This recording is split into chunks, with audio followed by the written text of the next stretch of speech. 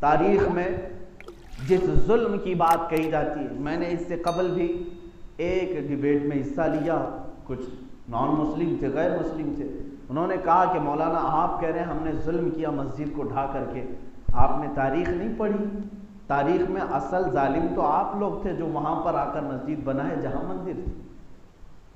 میرے عزیزو، یہ ایک ایسی چیز ہے جو یعنی اندیکھی بات ہے، ہوا میں تیر چلانا۔ 500 سال پہلے کی تاریخ کسی کو بھی نہیں معلوم، کسی نے نہیں دیکھی، حتیٰ کہ کھدائی کر کر کر کے کوئی نشانی بھی نہیں ملی، لیکن مسجد تو پوری دنیا نے دیکھی ہے۔ مسجد کی تصویریں آج تم بھی شیئر کر رہے ہو، اس کے توڑتے ہوئے گنبد آج تم بھی تو دکھا رہے ہو لوگوں کو، سب کے پاس معلوم ہے۔ اب رہی بات بادشاہوں نے اگر ظلم کیا تھا، میں آپ کو بتاؤں 1000 سال پرانی مندریں ہندوستان میں آج بھی باقی ہیں۔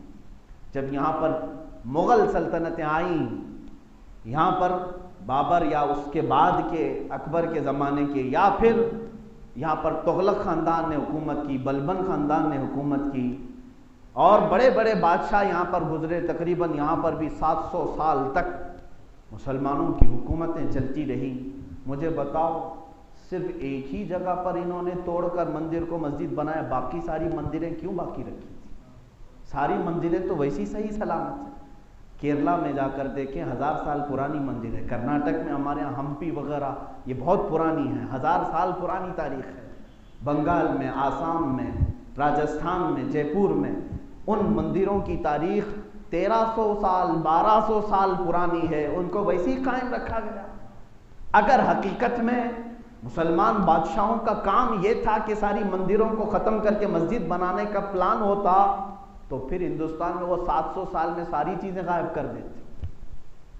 ان کا دور تھا سب غائب کرتے، لیکن آج بھی یہ مندریں اسی طرح باقی ہیں۔ یہ اس بات کی علامت ہے کہ اسلام نے کبھی کسی کے بھی مذہب کی عبادت گاہ پر حملہ کرنے کی اجازت نہیں دی۔ اللہ کے نبی صلی اللہ تعالیٰ علیہ وسلم نے منع فرمایا۔ آپ کو معلوم نہیں، بیت المقدس جب سیدنا عمر فاروق رضی اللہ تعالیٰ عنہ کے زمانے میں فتح ہوا تو حضرت عمر فاروق رضی اللہ تعالیٰ عنہ تشریف لے گئے پہلی نماز پڑھانے کے لیے بیت المقدس۔ آپ جب وہاں پہنچے تو آپ کے عدل و انصاف کے چرچے ہر جگہ تھے، وہاں عیسائی موجود تھے۔ ان عیسائیوں کی وہ کنیسہ، وہ چرچ آج بھی موجود ہے، اتنی پرانی، اس سے بھی پہلے کی، بیت المقدس کے قریب کی وہ چرچ۔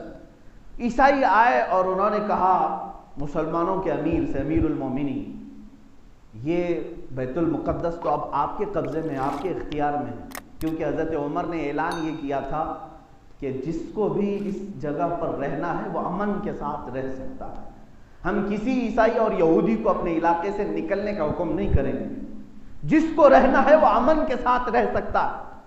اس سے پہلے کبھی بھی ایسا کوئی امیر اور کوئی حاکم نہیں آیا تھا، یہودی آتے تو عیسائیوں کو قتل کرتے تھے، عیسائی آتے تو یہودیوں کو قتل کرتے۔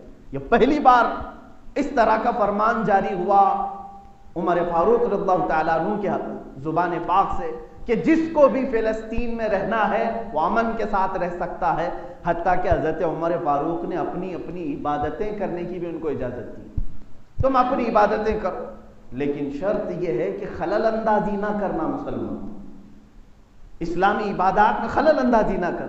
اس اعلان کو سن کر کے عیسائی آئے اور کہا امیر المومنین، آپ کے عدل و انصاف کو آج ہم نے آنکھوں سے دیکھا، خواہش یہ ہے ایک نماز آپ ہماری چرچ میں بھی پڑھ لیں۔ ان کی چرچ پرانی چرچ، اور لے کر کے گئے، چرچ کو کھولا، برسوں سے جہاں وہ عیسائی عبادت کرتے آئے اس چرچ کے دروازے کو کس کے لیے کھولا؟ امیر المومنین عمر ابن خطاب رضی اللہ تعالیٰ، اور وہ بھی نماز پڑھنے کے لیے، اور سارے عیسائی ایک طرف کھڑے ہیں، ادھر صحابہ اور تابعین حضرت عمر فاروق کے پیچھے پیچھے چل پڑے۔ حضرت عمر فاروق رضی اللہ تعالیٰ عنہ کا مصلی لایا گیا، آپ چرچ کے قریب پہنچے لیکن اندر گئے بغیر باہر ہی دروازے کے باہر آپ نے مصلی بچھایا اور نماز ادا کی۔ نماز ادا کرنے کے بعد آپ مڑ کر کے دیکھتے ہیں عیسائیوں کو، مجھے اندازہ ہے کہ شاید تم یہ سوچ رہے ہوگے کہ میری نماز چرچ کے اندر نہیں ہو سکتی، یاد رکھو اللہ نے پوری روئے زمین ہمارے لیے سجدہ گاہ بنایا، ہم جہاں بھی پاک زمین پر سجدہ کریں وہ ہمارا سجدہ قبول کرتا ہے۔ میں نے اندر صرف اور صرف اس لیے نماز نہیں ادا کی۔ توجہ چاہتا ہوں میرے عزیز، اسلام کا عدل کیا ہے، اسلام کا انصاف کیا ہے۔ حضرت عمر فرماتے ہیں میں نے صرف اس لیے اندر نماز نہیں پڑھی کہ بعد میں کہیں میرے بعد آنے والے عمر فاروق کا یہ مسلح سمجھ کر تمہاری چرچ کو ختم نہ کر دیں۔ ہوتا یہی، پھر وہاں پر ایک نزاع ہو جاتا، ایک متنازع زمین ہو جاتی، یہ تو امیر المومنین کا مسلح یہاں بچھاتا، ہم نکال دیتے بعد میں آنے والے۔ حضرت عمر فاروق نے کہا میں نے تمہاری عبادت گاہ کو بچایا، تم اپنی عبادت کرو۔ یہ ہے اسلام کا عدل و انصاف۔ عزیزان گرامی وقار، جس اورنگزیب عالمگیر کو یہ آج تاریخ میں توڑ مروڑ کر کے پیش کرتے ہیں، اس اورنگزیب مغل سلطنت کے آخری بادشاہوں میں تھے، عدل و انصاف کا وہ پیکر تھے۔ مشہور تاریخ ہے، آپ کے گورنر نے بنارس میں ظلم شروع کر دیا تھا، وہ جسے چاہتا تھا قریب کرتا، جسے چاہتا تھا مارتا تھا۔ ان کا ایک بھیجا ہوا گورنر تھا، اورنگزیب دلی میں تھے، ایک پنڈت کی بیٹی کو اس نے پسند کر لیا تھا، گنگا کے کنارے رہنے والی۔ وہ بنارس کا جو گورنر تھا اس نے پنڈت کی 17 سال کی بیٹی یا 18 سال کی قریب کی بیٹی تھی، اس کا حسن و جمال بہت زیادہ تھا، اس کے پیچھے پڑ گیا اور کہا کہ میں اس کو اپنے حرم کی کنیز بناؤں یا اپنے بیوی بنانا چاہتا ہوں۔ پنڈت سے بھی کہا اس کا مذہب الگ ہے، اس کا مذہب الگ ہے، یہ مسلمان ہے اور وہ ہندو ہے۔ یہ بات چلتی رہی، لیکن دبدبا اس کا تھا، گورنر تھا۔ شہر بنارس کی بات کر رہا ہوں، یہ تاریخ آج بھی موجود ہے میرے عزیز۔ لیکن اب اس پنڈت نے عاجزی کے ساتھ اپنی بیٹی سے کہا بیٹا یہ لوگ بڑے لوگ ہیں، حکومت ان کے پاس ہے، تخت ان کے پاس ہے، بادشاہ بھی ان کا ہی ہے، سیدھے وہ جو کہہ رہا ہے مان لو، شادی کر لو اور اس کے ساتھ چلی جاؤ۔ وہ آلریڈی کئی شادیاں کر چکا تھا، لیکن اس کی بیٹی نے کہا مجھے نہیں لگتا کہ اسلام اتنا ہلکا ہے، میں چاہتی ہوں کہ یہ معاملہ بادشاہ کے پاس لے جاؤں۔ ادھر اس پنڈت نے اس گورنر سے کہا کہ ہمیں صرف 1 ہفتے کا وقت دے دو، ہم تیاری کریں گے، شادی کریں گے۔ اور اس کی بیٹی ایک مردانہ لباس پہن کر کے دلی پہنچ گئی۔ دلی اورنگزیب عالمگیر رحمۃ اللہ تعالی علیہ کا تخت خلافت تھا۔ آپ دلی کی جامع مسجد میں جمعہ پڑھا کر نکل رہے تھے، لوگ اپنے اپنے مسافے کے ساتھ اپنی شکایتیں بھی بیان کرتے تھے۔ اس وقت دیکھا ایک لڑکی جو مردوں کا لباس پہن کر کے ہے، کوئی تو نہیں پہچانا، کسی نے نہیں پہچانا اس کو، وہ لڑکا بن کر کھڑی تھی اورنگزیب سے ملنے کے لیے۔ سیدنا اورنگزیب رحمۃ اللہ تعالی علیہ کی نظر جیسی ہی پڑی، آپ نے اپنا رومال دیا اور کہا بیٹی اپنا سر چھپا لو، اپنا سر ڈھانپ لو، بیٹی اپنا سر ڈھانپ لو۔ وہ لڑکی کہتی ہے جیسی بادشاہ کی زبان سے میں نے بیٹی کا لفظ سنا، مجھے انصاف کی امید جاگ گئی۔ اپنے حکومت کے محل میں آپ نے طلب فرمایا، قصر عدالت میں پوچھا کیا معاملہ ہے۔ اس لڑکی نے واقعہ بتایا، بنارس میں آپ کا بھیجا ہوا جو گورنر ہے وہ ظلم کر رہا ہے اور میرے پیچھے پڑا ہے، زبردستی مجھ سے شادی کرنا چاہتا ہے اور میں نہیں چاہتی۔ اورنگزیب نے کہا جا تیرے باپ سے کہہ دے شادی کی تاریخ فکس کر دے، شادی کرنے کی تیاریاں کر دے۔ اس خاتون نے کہا میں انصاف کے لیے آئی ہوں۔ کہا میں کہہ رہا ہوں تیرے باپ سے جا کر کہہ دے 3 دن کے بعد شادی کر دیں، فوراً نکل جاؤ۔ وہ لڑکی روتے روتے واپس بنارس آئی۔ پنڈت نے پوچھا کیا ملا انصاف؟ کیا میں نہیں کہتا تھا کہ حکومت ان کی ہے، تخت ان کا ہے، طاقت ان کی ہے؟ وہ لڑکی کہتی ہے پھر بھی مجھے امید ہے کہ اس نے مجھے بیٹی کہا ہے، بادشاہ نے مجھے بیٹی کہا ہے۔ 3 دن کے بعد شادی تاریخ ہو گئی اور ادھر وہ گورنر اپنے ہواری مواریوں کو لے کر ڈولی لینے کے لیے آیا، بارات لے کر جیسے اس کے گھر آئے، یہ دلہن بن کر سج کر کے گھر سے نکلی، روتی ہوئی جا رہی تھی۔ راستے میں وہ پیسے لٹا رہا تھا، راستے میں ایک فقیر آیا اور اس گورنر سے کہا کہ میں تم سے کچھ بات کرنا چاہتا ہوں۔ اس گورنر نے کہا کیا بات ہے؟ آج ہماری شادی کا دن ہے، عیش کا دن ہے، ہم بات نہیں کرتے۔ اس فقیر نے اپنی گدڑی اتاری تو دیکھا وہ اورنگزیب تھی۔ بیچ راستے میں اس کو کھینچا، اسی ڈولی پر سے، اسی گاڑی پر سے نیچے اتارا اور کہا کہ تو نے یہاں پر میرے حکومت کے عدل کو داغ لگایا ہے، تیری شکایت لے کر کے ایک بچی اگر دلی تک پہنچ سکتی ہے تو تیرا زندہ رہنا کسی کام کے لائق نہیں ہے۔ اس بنارس کی سرزمین پر تو نے ظلم کی تاریخ رقم کی ہے۔ وہیں سے اسے جلاد کے حوالے کیا اور لوگ اسے گرفتار کر کے بادشاہ کے سپاہی لے گئے اور اس دلہن کی ڈولی واپس اپنے گھر آئی۔ اس کی خوشی کی انتہا نہ تھی اور پنڈت بھی دیکھتا رہا۔ اورنگزیب کو اس نے بلایا۔ یہ میں آپ کو بتا رہا ہوں ہندوستان کی تاریخ، انڈیا کی تاریخ، بھارت کی تاریخ۔ اس پنڈت نے اپنے گھر بلایا، اورنگزیب تشریف لائے، عام لباس میں آئے تھے۔ جیسے ہی گھر میں آئے تو کہا کہ مجھے ایک مصلی دے دو، میں 2 رکعت نماز پڑھنا چاہتا ہوں، ایک کپڑا، پاک کپڑا دے دو۔ انہوں نے ایک پاک کپڑا دیا، آپ نے اسی کے ایک کمرے میں 2 رکعت نماز ادا کی اور نہایت ہی بے تابی کے ساتھ کہا شدت کی پیاس ہے، اگر ایک گلاس پانی پلا دو۔ انہوں نے پانی بھی پلایا۔ اس وقت اورنگزیب رحمۃ اللہ تعالی علیہ نے فرمایا بیٹی کیا تو نے یہ سمجھا تھا کہ میں اپنے گورنر کے ساتھ تجھے شادی کی اجازت دے دوں گا؟ قسم رب ذوالجلال کی، جس وقت تو نے دلی میں مجھ سے شکایت کی تھی قسم کھا لیا تھا جب تک تجھے انصاف نہ ملے پانی کا ایک قطرہ بھی حلق میں نہ ڈالوں گا۔ 3 دن گزر گئے، میں نے پانی نہیں پیا ہے، پہلا گلاس پانی کا تیرے گھر میں آج میں نے پیا ہے۔ یہ تھا اسلام کا عدل و انصاف جس کو ہندوستان کی تاریخ آج بھی یاد رکھتی ہے۔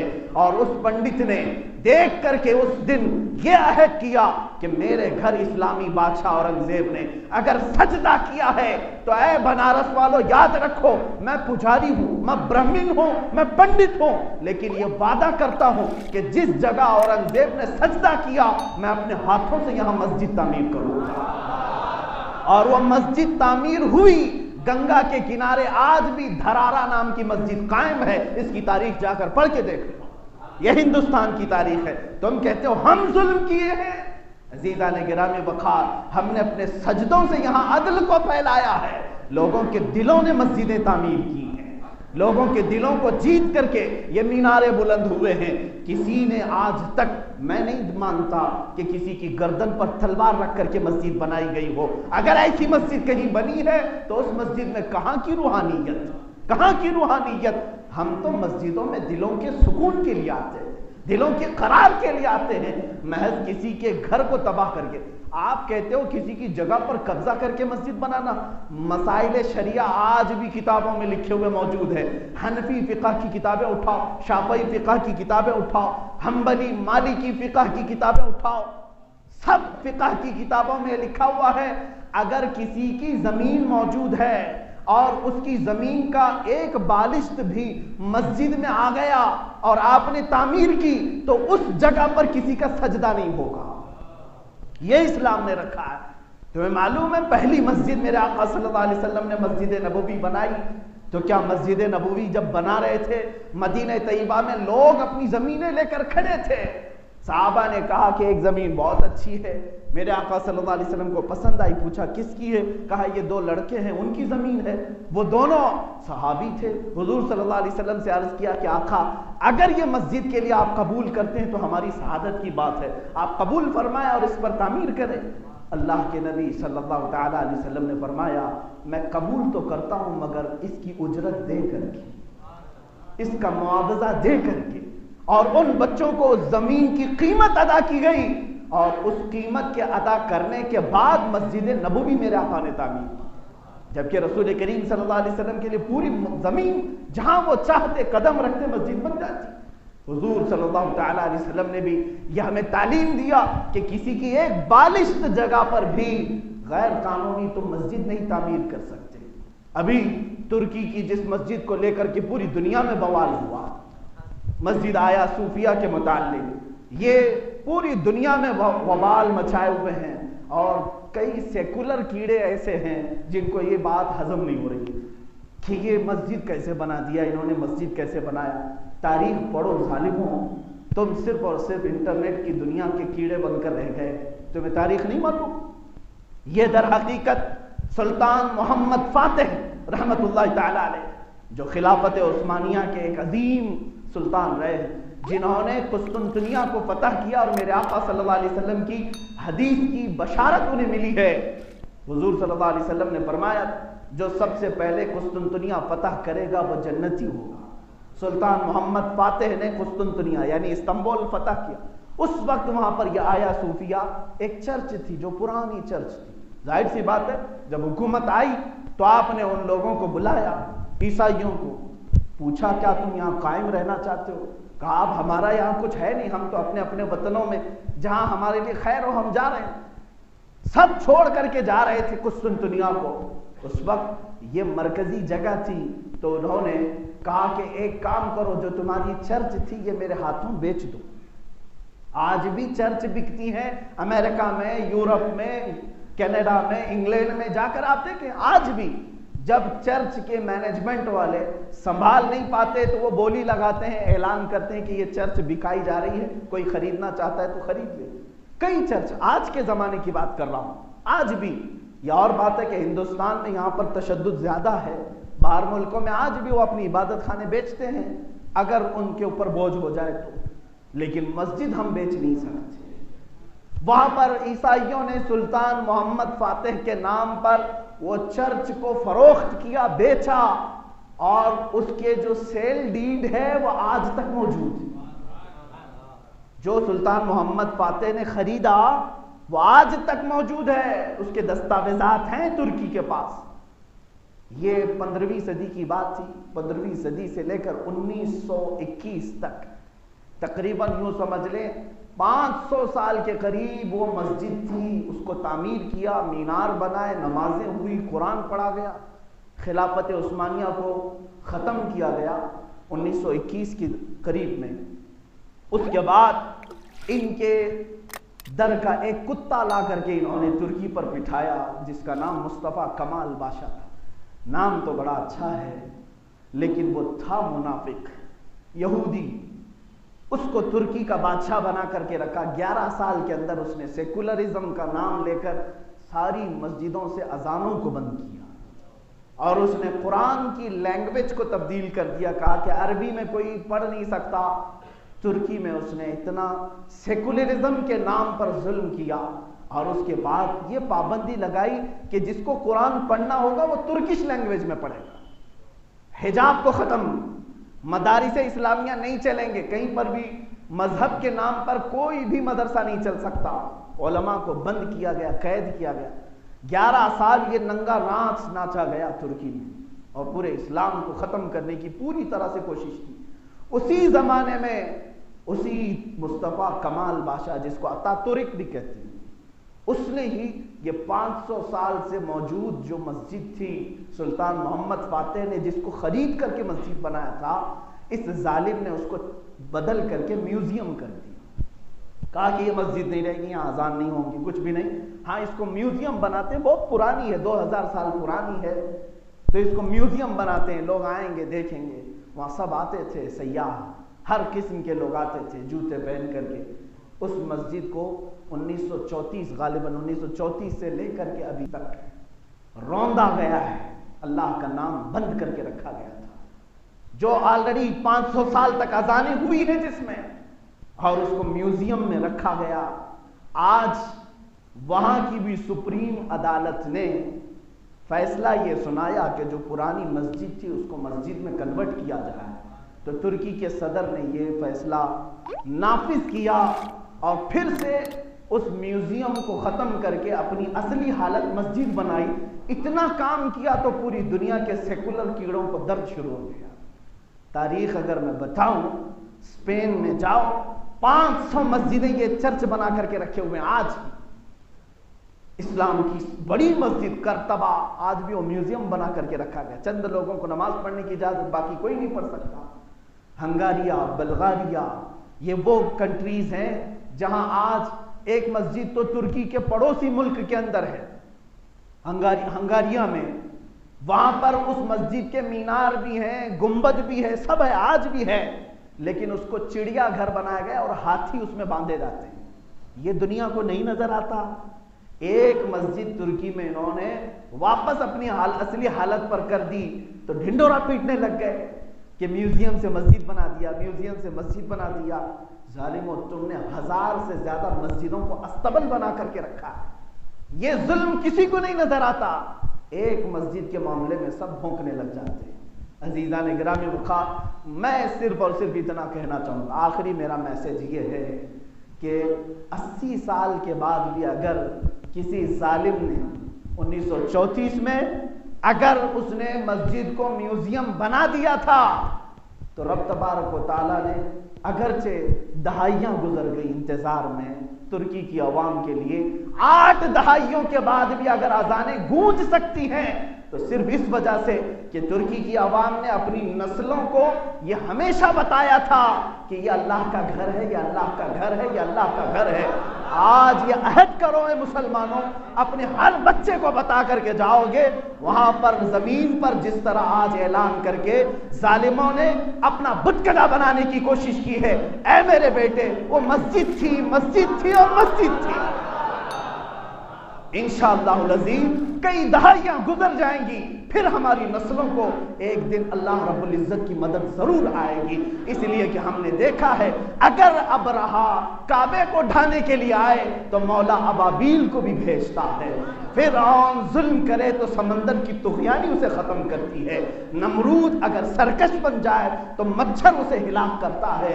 اے ظالموں، تمہارے پاس آج نہ نمرود کی قوت ہے، نہ فرعون کی قوت ہے، نہ ابرہا کی قوت ہے، یہ تو ٹٹو کے گدھے ہیں، یہ صرف اور صرف کسی کے اشاروں پر چلنے والے ہیں، تمہارا انجام بہت قریب ہے، بہت قریب ہے۔ اسی لیے میں نے قرآن کی آیت پڑھی، وَمَا اللَّهُ بِغَافِلٍ عَمَّا يَعْمَلُ الظَّالِمُونَ، تم اللہ کو غافل نہ سمجھنا، جو بھی ظالم کر رہا ہے اللہ اسے خوب دیکھ رہا ہے۔ وآخر دعوانا الحمدللہ۔